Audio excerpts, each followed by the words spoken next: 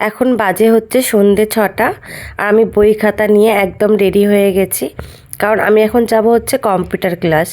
আর আজকে আমার সেকেন্ড দিন, সেদিনকে সকালে হয়েছিল আর আজকে সন্ধ্যাবেলা, মানে একদিন সকালে আর একদিন সন্ধ্যাবেলা, সপ্তাহে 2 দিন কম্পিউটার ক্লাস থাকে।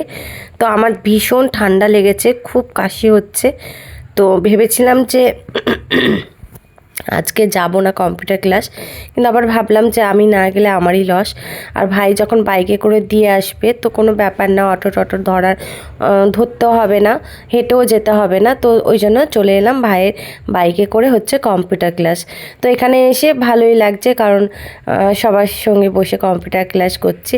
কিন্তু যখন বাড়ি ছিলাম তখন আমার আসতে ভালো লাগছিল না, যা হোক করে রেডি হয়ে কম্পিউটার ক্লাস চলে এলাম।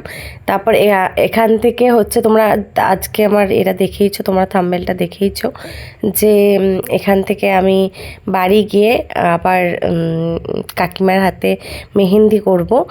আর মানে কাকিমার কাল যেহেতু বিয়ে, তার জন্য আজকে আমি কাকিমার হাতে মেহেন্দি করব। এটা হচ্ছে কাকিমা জানে না।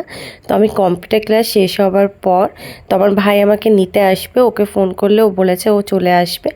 তো ওর সাথে মেহেন্দি কিনে নিয়ে তারপর হচ্ছে বাড়ি যাব। আর ভীষণ মজা করছি, কারণ যেহেতু কাকিমার বিয়ে বলে কথা কালকে। তো আর অনেক দিন বাদে বলতে পারো একটা বিয়ে বাড়ি পড়লো, অনেক দিন ধরে কোনো বিয়ে বাড়ি পড়ছিল না।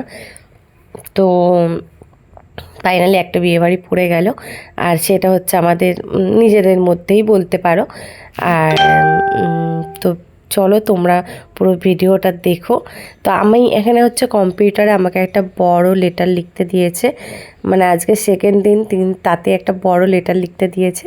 আর সেই লেটারটা কমপ্লিট করতে হবে, মানে কমপ্লিট করে তারপরেই বাড়ি যেতে হবে, মানে বলেই দিয়েছে ওটা কমপ্লিট করতে হবে, ওটা সেভ করতে হবে, তারপর যতক্ষণ না হবে আর ততক্ষণ বাড়ি যেতে পারবে না।